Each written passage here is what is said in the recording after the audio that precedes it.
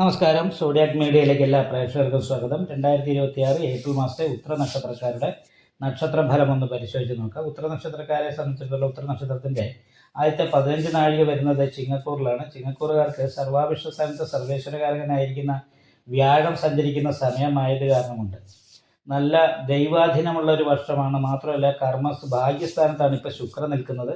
അപ്പോൾ അത് മാളവ്യോഗം ചെയ്തുകൊണ്ട് ഈ 9-ാം തീയതിയോട് കൂടിയിട്ട് 10-ാം ഭാവത്തിലേക്ക് വരും. അപ്പോൾ അതുകൊണ്ട് തന്നെ ജോലിയുമായിട്ട് ബന്ധപ്പെട്ട അനുകൂലമായിരിക്കുന്ന ഗുണഫലങ്ങൾക്ക് യോഗമുണ്ട്. തൊഴിലുമായിട്ട് ബന്ധപ്പെട്ട് നല്ല ഭാഗ്യം അനുഭവിക്കാൻ യോഗമുണ്ട്.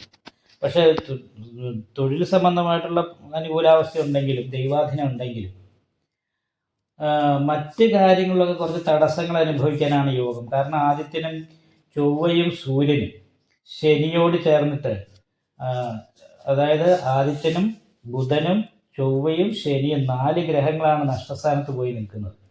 അപ്പോൾ അത് കാരണം കൊണ്ട് കുടുംബ സംബന്ധമായിട്ട് കുറച്ച് തടസ്സങ്ങൾ ഉണ്ടാകാൻ സാധ്യതയുണ്ട്. ദാമ്പത്യ ജീവിതത്തിൽ കുറച്ച് പ്രതിസന്ധികൾ അനുഭവപ്പെടാൻ സാധ്യതയുണ്ട്. പരസ്പരം മാനസികമായിട്ട് ഐക്യക്കുറവോടുകൂടി എന്നുണ്ടെങ്കിലൊക്കെ ഡൈവേഴ്സ് പോലെയുള്ള കാര്യങ്ങളിലേക്ക് പോകാൻ യോഗമുള്ള സമയമാണ്.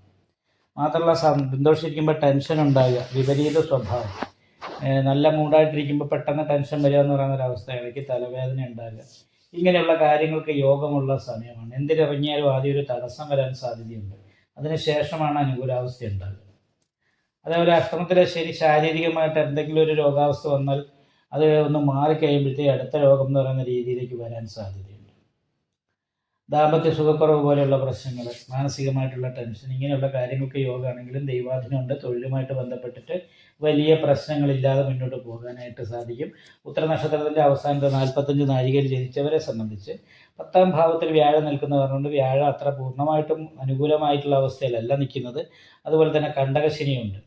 7-ാം ഭാവത്തിലാണ്, നിവർത്തി സ്ഥാനത്താണ് ശനിയും ചൊവ്വയും ആദിത്യനും ബുധനും ഒക്കെ 4 ഗ്രഹങ്ങൾ നിൽക്കുന്നത്. അത് കാരണം കൊണ്ട് എന്താഗ്രഹിച്ചാലും അതിനൊക്കെ തടസ്സം, എല്ലാ കാര്യങ്ങളും വളരെ സ്ലോ ആയിട്ട് മാത്രം മുന്നോട്ട് പോകുന്ന രീതിയിലുള്ള ഒരവസ്ഥയാണ്. ശനിദോഷ പരിഹാരമായിട്ട് അയ്യപ്പ ക്ഷേത്രത്തിൽ നീരാഞ്ജനം വഴിപാട് ചെയ്യണം, കണ്ടകശനി ദോഷത്തിന് പരിഹാരമായിട്ട്. അതേപോലെ ഗണപതി ഹോമം ചെയ്യണം, ശിവക്ഷേത്രത്തിൽ ശംഖാഭിഷേകവും നെയ്വിളക്കും കഴിപ്പിക്കണം, ദേവീക്ഷേത്രത്തിൽ ഗുരുതി പുഷ്പാഞ്ജലി നെയ്വിളക്കും കഴിപ്പിക്കണം. തടസ്സങ്ങളൊക്കെ മാറ്റിയ വളരെ അനുകൂലമായ ഗുണഫലങ്ങൾക്ക് യോഗമുണ്ട്. പിന്നെ ശുക്രൻ അഷ്ടമത്തിൽ പോയി നിൽക്കുന്നു എന്ന് പറയുന്നൊരവസ്ഥയും കൂടിയാണ്. അപ്പോൾ ശുക്രൻ അഷ്ടമത്തിൽ നിൽക്കുന്നത് കാരണം കൊണ്ട് അത്രയൊരു അനുകൂലാവസ്ഥ പറഞ്ഞുകൂടാ. കാരണം എന്താണെന്നുണ്ടെങ്കിൽ ശുക്രൻ്റെ ഒരു സ്ഥിതി ഭൗതികമായിരിക്കുന്ന സുഖങ്ങൾക്ക് കുറവുണ്ടാകും. അപ്പോൾ ഏപ്രിൽ മാസം 21-ാം തീയതി വരെ ശുക്രൻ അനിഷ്ടസ്ഥാനത്താണ്. അതിനുശേഷം ഭാഗ്യസ്ഥാനത്തേക്ക് വരും സ്വക്ഷേത്ര ബലവാനായിട്ട്. അപ്പോൾ ഏപ്രിൽ 21-ാം തീയതിക്ക് ശേഷം ഭാഗ്യവർദ്ധനവിന് യോഗമുണ്ട്. അപ്പോൾ 10-ൽ നിൽക്കുന്ന വ്യാഴം കുടുംബ സംബന്ധമായിട്ടും തൊഴിലുമായിട്ട് ബന്ധപ്പെട്ടിട്ടും കാര്യങ്ങൾ നല്ല രീതിയിൽ മിങ്കിൾ ചെയ്ത് കൊണ്ടുപോകാനായിട്ട് പറ്റാത്ത രീതിയിലുള്ള തടസ്സങ്ങളാണ് കാണുന്നത്. എന്തായാലും ഭാഗ്യം വർദ്ധിക്കുന്ന സമയത്ത് അനുകൂലമായിരിക്കുന്ന ഗുണഫലങ്ങൾ അനുഭവിക്കാനായിട്ട് സാധിക്കും.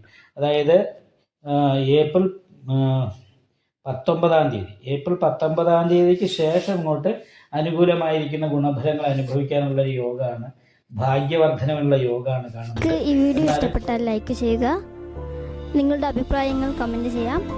ജ്യോതിഷവുമായി ബന്ധപ്പെട്ട കൂടുതൽ കാര്യങ്ങൾ അറിയാൻ ഈ ചാനൽ സബ്സ്ക്രൈബ് ചെയ്യുക.